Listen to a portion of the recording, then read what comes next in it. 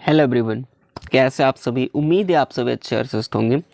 जिन सभी अभ्यर्थियों का अभी तक डीबी हो चुका है, आप सभी को बहुत बहुत शुभकामनाएं। उम्मीद है कि आप सभी का डीबी सकुशल अच्छे से बीत गया होगा।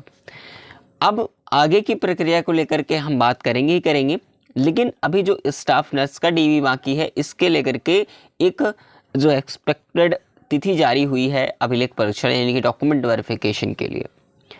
चलिए मैं आपको सारी प्रक्रिया को लेकर के बात करेंगे। जितना अभी तक डीवी आपका कंडक्ट हुआ है एनएम लैब टेक्नीशियन और फार्मासिस्ट का, इसके प्रकरण में एक नई नोटिस चलिए मैं आपको बताता हूं कि क्या इंपॉर्टेंट थी। आपने अगर गलती की है तो वो रिजेक्टेड लिस्ट क्या है, और साथ ही साथ सबसे महत्वपूर्ण सूचना यह है आप सभी अभ्यर्थियों के लिए, क्योंकि वेटिंग लिस्ट का मौका आपको बहुत अच्छे से मिल रहा है। इस बार कहीं ना कहीं आप सभी को मौका मिलेगा। काफ़ी लोग बात करेंगे जो नॉट शॉर्ट लिस्ट हैं, क्या उनको भी मौका मिलेगा, तो मैं आपको बताऊंगा कि क्या मौका मिल सकता है। बिल्कुल उम्मीद है आपका मौका मिलेगा, नॉट शॉर्ट लिस्ट वालों का भी। तो कैसे मौका मिल सकता है, चलिए मैं आपको सारी डिटेल में जानकारी दूंगा। बस आप सभी वीडियो में बने रहिएगा। और हाँ, चैनल पे आप नए होंगे तो आप चैनल को सब्सक्राइब कर लीजिएगा, क्योंकि मैं आपसे आज से नहीं, जब से फॉर्म आया था 2022 के अकॉर्डिंग मैंने सारी प्रक्रिया को लेकर के एग्जाम तक आपका साथ दिया, अभी भी आपका साथ दे रहा हूँ, क्योंकि जो जानकारी आप तक हम प्रोवाइड कराते हैं ऑथेंटिक और रियल इन्फॉर्मेशन के साथ कराते हैं। इनका आगे का प्रोसेस क्या होने वाला है और क्या क्या इंपॉर्टेंट था आप सभी के लिए, चलिए मैं आपको क्लियरली बता दे रहा हूँ। सबसे पहले मैं उन अभ्यर्थियों से कहना चाहूँगा जिनके पास ये लिस्ट अगर पता है आप सभी को, जिन्होंने अगर दे करके आएंगे वहाँ पर, ये मैंने ये एनएम का दिया हुआ है, बाकी सब सारी प्रक्रिया सेम है।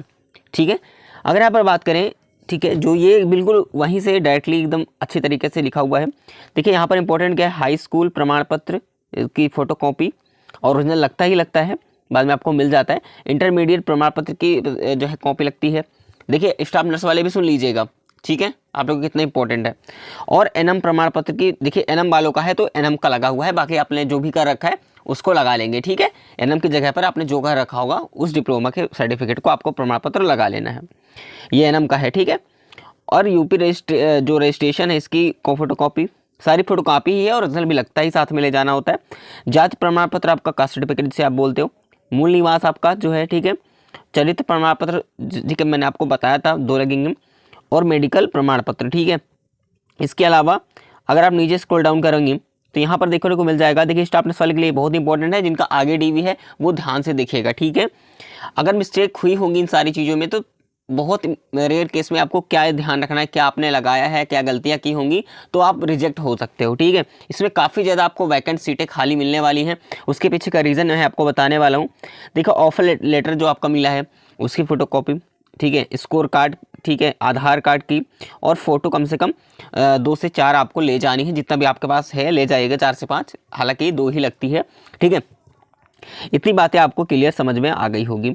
आगे हम अगर देखेंगे, यहाँ पर देखिए, यहाँ पर डेट आपको डालना होता है, और यहाँ पर आपका जो भी है नाम, ठीक है, यहाँ पर दिखा प्राथमिक, ठीक है। उसके बाद नाम यहाँ पर देख सकते हैं, ठीक है। पिता का नाम, आपका पद कौन सा है, जैसे एनएम है तो एनएम डाल दीजिए। उसके अलावा आपका कोई भी पद है, जो भी पद है, लैब टेक्नीशियन, फार्मासिस्ट, जो भी पद पे आपने डाल रखा था वो आप देख लीजिएगा, ठीक है, पोस्ट वाइज। और यहाँ पर आपका मोबाइल नंबर को फिल कर देना है। ये सारी प्रक्रिया, और आपको देखिए पता वगैरह जो भी है यहाँ पर देख लेना है, ठीक है। आपका पता क्या है, ब्लॉक, तहसील और ज़िला, ठीक है, जो है आप यहाँ पर अच्छी तरीके से समझ लीजिएगा। इतना इंपॉर्टेंट है आप सभी के लिए, ठीक है। ये चीज़ें होना है, जिनके पास है वो बिल्कुल सेलेक्टेड हो, कोई किसी प्रकार की दिक्कत नहीं आने वाली, ठीक है। अब आगे के पॉइंट की बात करेंगे। सबसे बड़ी बात है, थोड़ा सा मैं आपको बात कर लेता हूँ स्टाफ नर्स वाले की, ठीक है। काफ़ी लोग स्टाफ नर्स वाले परेशान है कि स्टाफ नर्स का जो है कब होने वाला है, ठीक है, इसका डीवी कब होगा, इसकी डेट क्या है। अगर मैंने सोशल मीडिया के माध्यम से आपने अगर देखा होगा तो यहाँ पर 18 फरवरी को दिखाया जा रहा है। 18 फरवरी को जो है डेट जारी है कि स्टाफ नर्स का जो डॉक्यूमेंट वेरिफिकेशन है वो 18 फरवरी से होगा, लेकिन अभी क्लियर डेट जो है नहीं आई है। जब आपका ऑफर लेटर इशू होगा तो आपको देखने को मिल जाएगा। फिलहाल आप लोग परेशान मत होइए, डॉक्यूमेंट्स को मेंटेन कर लीजिए तब तक, ठीक है। बिल्कुल परेशान नहीं होना, मैं आपके बिल्कुल हेल्प के लिए तैयार हूँ। आपका कोई भी क्वेश्चन है, आपका किसी भी प्रकार का डाउट है तो आप कमेंट करेंगे, मैं आपका रिप्लाई करने का प्रयास करूँगा, ठीक है, बिल्कुल। अगर देखिए, अगर आपने क्या किया होगा, डीबी रिजेक्टेड की बात करें कि आपका डीबी रिजेक्ट कैसे हो सकता है, रिजेक्ट की बात करूं। देखिए अगर आपने गलतियां क्या की होंगी, अगर आपने जो दे के आए हैं वो ध्यान से सुन लें, जो नहीं दिए हैं वो उनके लिए भी ज़रूरी है। अगर आपने क्या गलती नहीं की है तो बहुत अच्छी बात है, अगर देखिए, अगर आपने डीबी किया होगा, किस प्रकार का डीबी दिया है मतलब डॉक्यूमेंट्स में, अगर आपने देखिए इंपॉर्टेंट डॉक्यूमेंट्स लगाया ही है, अगर मान लीजिए कोई त्रुटियां रही हैं, कोई मिसिंग डॉक्यूमेंट्स में है, कोई प्रॉब्लम रही है, फिर आपको पता है कि आपने एफिडेविट को लेकर के, हमने कई बार आपको बताया, अगर आपके नेम में मिस्टेक है, किसी प्रकार का और भी त्रुटियाँ हुई हैं, तो आप एफिडेविट साथ में लगा सकते हैं। अगर जिन्होंने लगाया है तो बहुत अच्छी बात है। अगर काफ़ी लोग क्या करते हैं, अगर डॉक्यूमेंट्स में गलती होने के कारण वो डॉक्यूमेंट्स को क्या करते हैं, सबमिट नहीं करते हैं, यानी कि लगाते नहीं हैं, जमा ही नहीं करते हैं, यहीं पर सबसे बड़ी गलती होती है। अगर नहीं लगाओगे तो वैसे तो रिजेक्ट हो ही जाओगे, ठीक है। अगर लगा दोगे तो भाई कहीं ना कहीं एफिडेविट के साथ मेंशन करोगे, थोड़ी बहुत मिस्टेक वहाँ पर इतना ज़्यादा परेशानी होती है ना, इतना ज़्यादा दिक्कत होती है, ठीक है। सारी चीज़ सिलेक्टेड हो ही जाते हैं, डीबी में इतना ज़्यादा कोई रिजेक्ट नहीं होता। जब आप डॉक्यूमेंट्स ही नहीं लगाओगे तो भाई रिजेक्ट हो जाओगे। बाकी जो एप्लीकेबल यहाँ पर दिया होता है एलिजिबिलिटी क्राइटेरिया के हिसाब से, अगर आपने वो एलिजिबल नहीं हो तो फिर आप रिजेक्ट है ही हो, ठीक है। आप भाई उस लायक नहीं हो, आपके पास वो डिप्लोमा नहीं है, तो आप भाई रिजेक्ट हो ही जाओगे वैसे में। बाकी वहाँ पर ज़्यादा कोई रिजेक्ट नहीं होता डीबी में। जितने कैंडिडेट्स थे उतने कैंडिडेट्स को डीबी के लिए बुलाया है। लेकिन सबसे बड़ी बात है, क्या अगर 17,291 कैंडिडेट थे, इतने ही कैंडिडेट्स को उन्होंने डीबी के लिए जो है कॉल किया है, यानी स्टाफ नर्स को लेकर के, तो क्या इतने सारे सेलेक्ट हो जाएंगे? हम लोगों का जो है वेटिंग लिस्ट नहीं आएगा जो बाकी के वेटिंग लिस्ट में है, या फिर जो नॉट शॉर्ट लिस्ट है? तो ऐसा बिल्कुल नहीं है।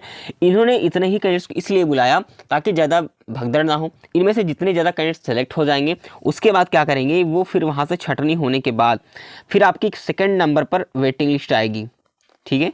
देखिए, इनका डीबी प्रक्रिया संपूर्ण रूप से कंप्लीट होने के बाद क्या होगा, आपकी वेटिंग लिस्ट को जो है जारी की जाएगी। वेटिंग लिस्ट, जो वेटिंग लिस्ट वाले हैं फिर उनको जो है मौका दिया जाएगा वेटिंग लिस्ट में, ठीक है।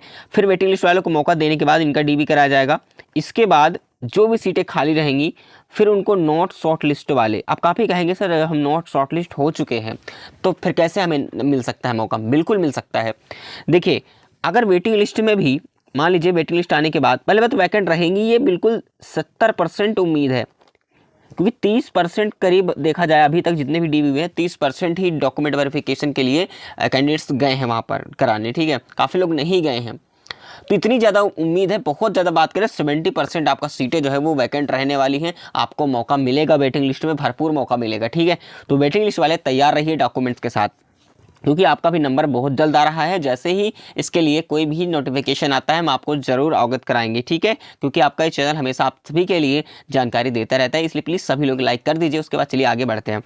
देखिए, तो अब नॉट शॉर्टलिस्ट वाले को मौका कैसे मिलेगा जो नॉट शॉर्टलिस्टेड हैं? तो काफ़ी लोग कहोगे साहब जो नॉट शॉर्टलिस्ट है रिजेक्ट हो ही चुके हैं, ठीक, हमारा नॉट शॉर्टलिस्ट दिखा रहा है स्टेटस, तो कैसे हम रिजेक्ट होंगे? बिल्कुल ऐसा नहीं है।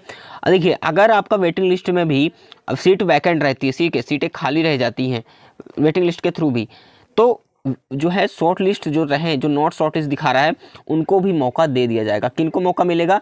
जो हाईएस्ट, जो नॉट शॉर्ट लिस्ट है लेकिन मार्क्स जो है हाईएस्ट से लेंगे, जो हाईएस्ट मार्क्स से होंगे वहाँ से वो छटनी करते हुए चले आएंगे। जितनी वो सीटें आवश्यकता होंगी उन लोगों को जो है वहाँ पर बुला लिया जाएगा। लेकिन इसे थर्ड लिस्ट में आएगी, ठीक है।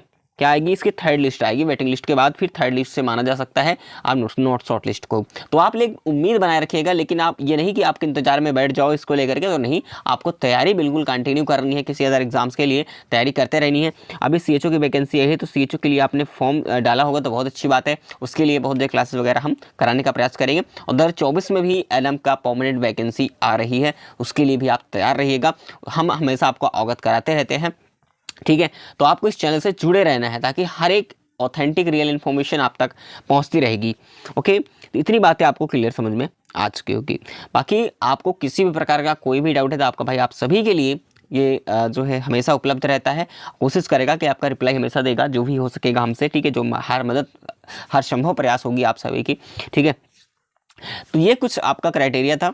बाकी आगे के प्रोसेस के बारे में हम जल्द ही बात करेंगे। फिलहाल चलिए मिलेंगे नेक्स्ट इन्फॉर्मेशन में, तब तक के लिए जय हिंद, जय भारत।